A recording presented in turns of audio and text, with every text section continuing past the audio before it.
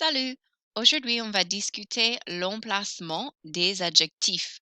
Today, we are going to talk about the placement of adjectives. Now, in French, we know a few things to be true about adjectives. They describe nouns. They have to agree with the nouns that they describe in number and in gender, so like masculine, feminine, singular, plural. Adjectives also have rules about where they are placed in a sentence. Most French adjectives go right after the noun that they describe. This is like the opposite of English. So in English, I say, she is a smart girl, and I put the adjective in front of girl. In French, I will say, she's a girl smart. C'est une fille intelligente. I've mentioned before that I think this makes sense. You talk about the person, then you describe the person. In English, I say, I'm a shy person. In French, I'm a person shy. Je suis une personne timide. Most French adjectives go after the noun that they describe. But once we learn a rule, we always learn an exception, right? There are exceptions to this. There are some special adjectives that go in front of the noun that they modify, just like in English order. So, like in English, I would say, I have a good friend. And in French, I would say, I have a good friend. J'ai un bon ami. She has big eyes becomes elle a de grands yeux. She has some big eyes. These special adjectives include beau, bon, grand, gros, jeune, joli, long, nouveau, petit, and vieux. Now, how are we supposed to randomly memorize all of those? There is a little mnemonic device that a lot of French teachers like to use called BANGS. BANGS is an acronym that stands for beauty, age, newness, goodness, size. Now, this is just to learn these, I think there are 11 of them, these 11 exceptions only. This does not mean that every word that has to do with beauty, like ravishing or ugly, those words aren't in the category. Not every word that has to do with age, like the word âgé, old, is not here. Not every word that has to do with newness, goodness, size falls into this exception category. What bangs does is it makes it easier to remember the 11 adjectives that do. So when I think of beauty, that covers beau, beautiful, and jolie, pretty. Those adjectives go in front. Age is jeune, young, vieux, old. They go in front. Newness covers the word nouveau, new, nouveau. Goodness is good and bad. Bon and mauvais go in front of the noun that they describe. And then so do grand and petit, tall and short, as well as gros and long, fat and long. Those words can go in front of the noun that they describe. So if you wanted to put these into a chart, it would look like this. Here are the 11 words: tall, small, pretty, young, bad, good, fat, long, handsome, new, and old. Use that BANGS acronym to help you remember which ones do this special form. And then we already know how to make these words masculine, feminine, singular, and plural. We have grand, petit, joli, jeune, mauvais, bon, gros, long, beau, nouveau, and vieux. And then over here for feminine, some of them just get an E, some of them have more rules like double the last letter, add an E, some are more weird. So we need to learn about how to make these adjectives agree and memorize all the forms. Because not only do these go in front, but they also have to match the thing that they describe. This is going to bring up a little problem later, which is why this little yellow category here exists. We will return to that shortly. Bang's adjectives go in front of the noun that they describe, just like in English. C'est une jeune fille. She is a young girl. Ce sont de bons ordinateurs. These are good computers. So notice these adjectives go in front of what they describe, and they also have to agree. So like bon is plural because ordinateur is plural. There are some other adjectives outside of the BANGS acronym that can do this. We'll learn more about them in a future level of French, but two examples are pauvre. Pauvre means poor. In this scenario, it means poor like you poor thing, you unfortunate little soul. And the word vrai, which means true, In this scenario, true like real. So if I said, ça c'est un pauvre homme, that's a really poor man, as in poor him, very unfortunate. C'est un pauvre homme, he has problems. Vrai, used in front, can mean like, this is a really big deal. Like, c'est une vraie catastrophe. This is a real disaster. Real, emphasizing that it is really happening. Now, if you put these adjectives after what they describe, they take on a more literal meaning. Pauvre becomes poor, like money. So c'est un homme pauvre, that's a poor man. He doesn't have money, he's penniless. If I put vrai afterwards, then it means true, as in like factual. So c'est une histoire vraie. This is a true story. Not, whew, that's a real story right there. But this is a true story. Vrai.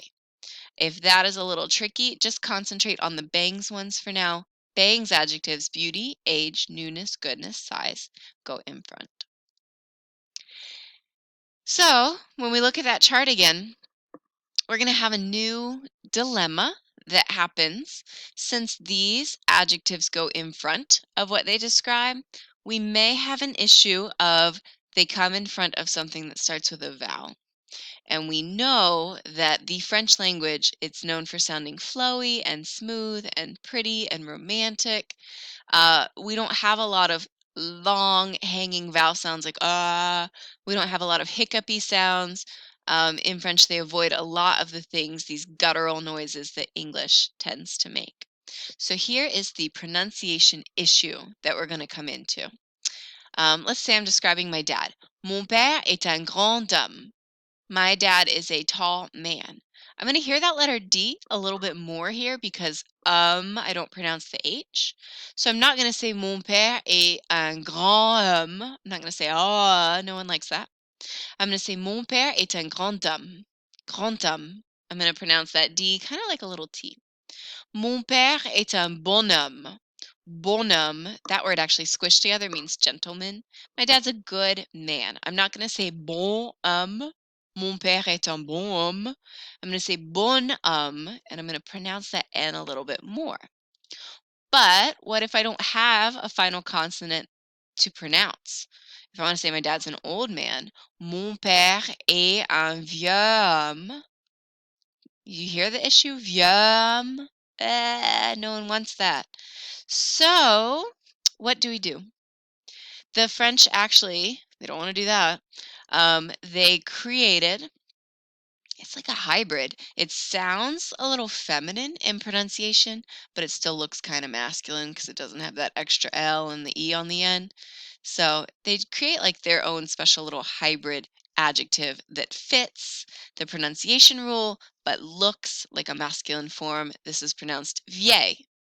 Mon père est un vieil homme. Vieil homme sounds much more flowy, vieil homme, than vieux homme. Here's another example. Talking about computers, ordinateur, j'ai un petit ordinateur. Petit, I don't usually hear the final T, but when that O follows, I do. J'ai un petit ordinateur. Same thing with mauvais, I don't usually hear that S, but followed by an O, I will. J'ai un mauvais ordinateur to make it flow. But what if I have a new computer? J'ai un nouveau ordinateur. Nouveau won't work. So scrap that. I need something that looks masculine, but it sounds like feminine. Nouvelle, but with just one L. Nouvelle, but make it manly. So j'ai un nouvel ordinateur. I have a new computer. J'ai un nouvel ordinateur. Here's one more example. The word beau creates a pronunciation problem. If he's a very handsome actor, c'est un beau acteur. Doesn't work. Beau acteur won't work. Can you think of how they're going to make this spelled so that it looks masculine but has a feminine sound? If you guessed belle, but without the extra LE, you're right. C'est un bel acteur. He's a handsome actor. C'est un bel acteur. So that little exception, that little problem only exists for these three that end in vowel sounds. Beau, that end in that open sound. Beau, nouveau, vieux. If your mouth is open and the next word starts with a vowel, I'm going to need to fix that with belle, nouvelle, vieille. instead.